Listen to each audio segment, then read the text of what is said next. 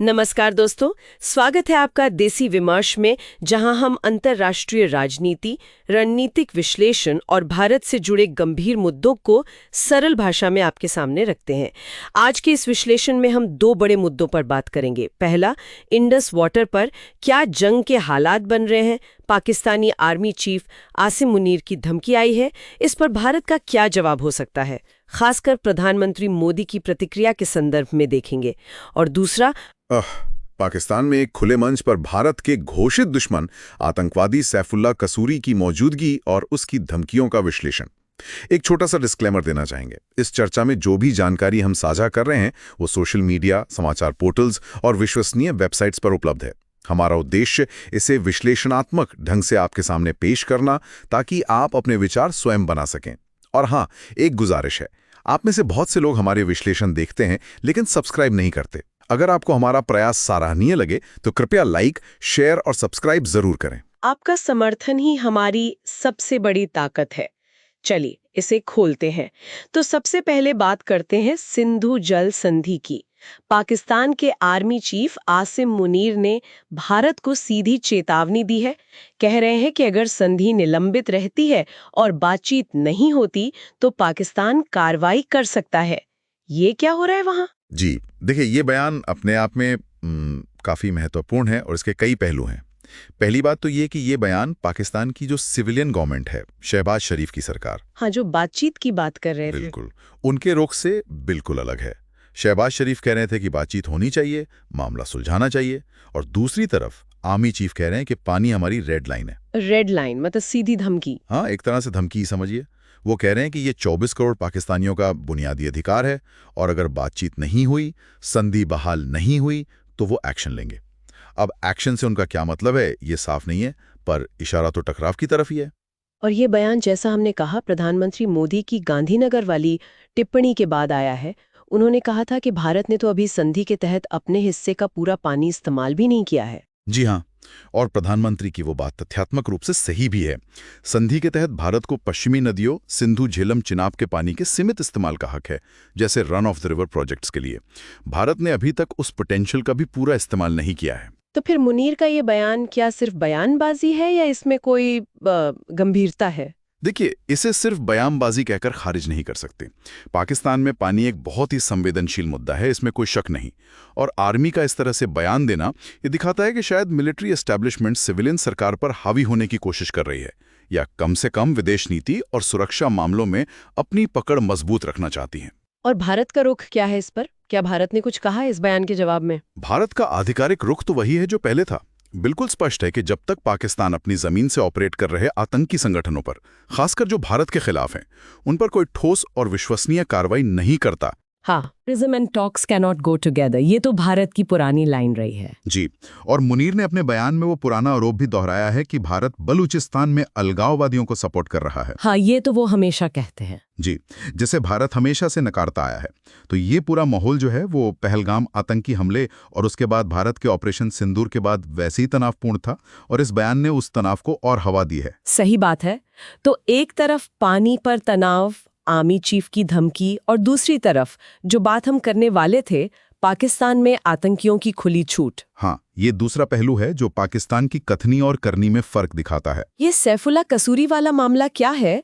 बताया जा रहा है कि पहलगाम हमले का मास्टरमाइंड खुलेआम रैली कर रहा था। बिल्कुल, ये बहुत ही चौंकाने वाली और गंभीर बात है। सैफुल्लाह कसूरी, जिसे पहलगाम हमले का मास्टरमाइंड माना जा रहा है, वो पाकिस्तान में एक राजनीतिक रैली में न सिर्फ शामिल हुआ बल्कि उसने मंच से भाषण भी दिया। भाषण भी दिया? और क्या कहा उसने? उसने अपने ऊपर लगे आरोपों का मजाक उड़ाया। रिपोर्ट्स के मुताबिक उसने कहा कि इन आरोपों से तो मैं और फेमस हो गया हूं। कोई डर नहीं, कोई खौफ नहीं। अरे बाप रे! खुलेआम कबूलनामा तो नहीं, पर एक तरह से चुनौती ही कहिए। और ये रैली किसी छोटे मोटे संगठन की नहीं थी, ये रैली थी पाकिस्तान मरकजी मुस्लिम लीग यानी PMML की। PMML? ये कौन सा संगठन है? ये असल में जमात-उद-दावा लश्कर तैयबा का ही नया राजनीतिक चेहरा है। हाफिज सईद का संगठन।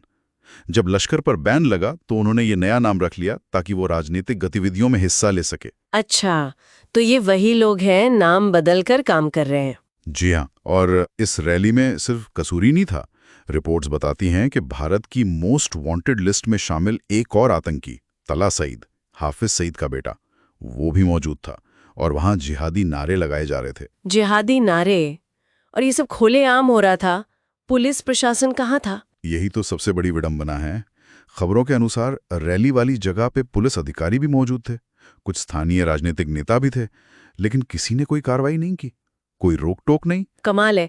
एक तरफ पाकिस्तान दुनिया भर में कहता फिरता है कि हम खुद आतंकवाद से पीड़ित हैं, हमने बड़ी कुर्बानियां दी हैं। हाँ, विक्टिम कार्ड खेलते हैं। और दूसरी तरफ उनकी जमीन पर भारत के दुश्मन घोषित आतंकवादी खुलेआम रैलियां कर रहे हैं, जिहादी नारे लगा रहे हैं और पुलिस मूक दर्शक बनी हुई है। बिल्कुल, ये पाकिस्तान के डबल स्टैंडर्ड को, उसके दोहरे चरित्र को उजागर करता है।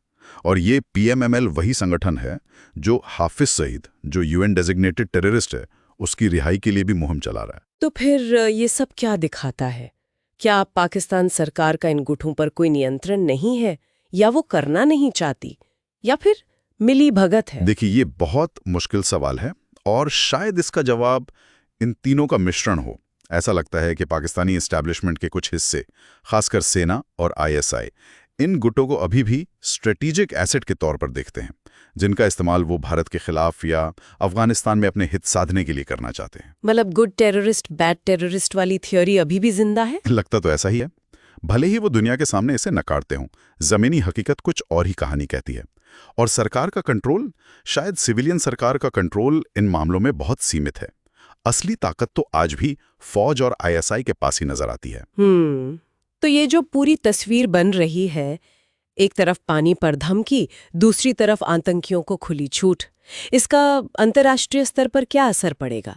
जैसे आईएमएफ पाकिस्तान को बेल आउट पैकेज देने पर विचार कर रहा है। हाँ, ये बहुत महत्वपूर्ण सवाल है।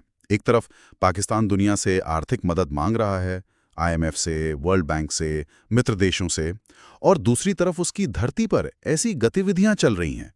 इससे उसकी विश्वसनीयता पर गंभीर सवाल खड़े होते हैं। और क्या ये पैसा फिर आतंकियों के पास जा सकता है? यही चिंता भारत के रक्षा मंत्री ने भी जताई है। उन्होंने कहा है कि इस बात की क्या गारंटी है कि जो आर्थिक मदद पाकिस्तान को दी जा रही है, उसका इस्तेमाल आतंकवाद के इंफ्रास्ट्रक्चर को मजबूत करने में नहीं होगा। वाजिब चिंता है जी। और एफएटीएफ ने पाकिस्तान को ग्रे लिस्ट से हटाया जरूर था, लेकिन इस शर्त पर कि वो आतंकी फाइनेंसिंग और मनी लॉन्ड्रिंग पर नजर रखेगा। लेकिन कसूरी की रैली जैसी घटनाएं तो उन वादों पर सवालिया निशान लगाती हैं। तो मतलब पाकिस्तान एक बहुत ही अजीब सी स्थिति में फंसा हुआ लगता है। एक तरफ आर्थिक बदहाली, दूसरी तरफ सेना का दबदबा, और तीसरी तरफ ये आतंकी गुटों की बेरुख-टोक हरकतें। बिल्कुल, और ये तीनों चीजें कहीं ना कहीं एक दूसरे से जुड़ी हुई भी हैं। अस्थिरता का माहौल है, और ऐसे माहौल में आसिम मुनीर जैसे बयान देकर शायद अपनी अहमियत और ताकत दिखाने की कोशिश कर रहे हैं। तो कुल मिलाकर भारत के लिए चुनौतियां कम नहीं हुई हैं। सिंधु जल संधि का मुद्दा और आतंकवाद का मुद्दा दोनों एक साथ सामने खड़े हैं। जी, और भारत को बहुत सधे हुए कदमों से चलना होगा, अपनी सुरक्षा और अपने हितों को प्राथमिकता देते हुए अंतर्राष्ट्रीय मंचों पर पाकिस्तान के दोहरे रवैये को उजागर करते रहना होगा, और साथ ही किसी भी उकसावे वाली कार्रवाई का मजबूती से जवाब देने के लिए भी तैयार रहना होगा। सही कहा। आज की इस पूरी चर्चा से एक सवाल जरूर उभरता है, एक विचार मन में आता है जी, कि जब किसी देश की राजनीतिक भाषा कुछ और हो, सेना का रुख कुछ और हो, और जमीनी हकीकत जैसे कि खुलेआम आतंकी गतिविधियां वो बिल्कुल ही अलग कहानी कह रही हो, तो ऐसे में दुनिया उस देश पर भरोसा कैसे करे?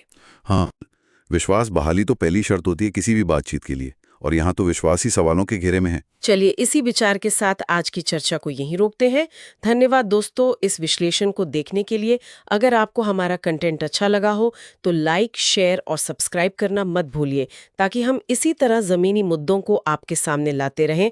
और हाँ, अगर आपने अभी तक नहीं देखा है तो हमारे पिछले विश्लेषण ज़रूर देखें, जिनमें हमने बात की है ऑपरेशन सिंदूर, भारतीय वायु शक्ति, एयर पावर और भारत के नवीनतम हथियारों और सैन्य रणनीतियों के बारे में। फिर मिलेंगे अगले विश्लेषण में एक और सच्चे विश्लेषण के साथ। जय हिंद, वंदे मातरम।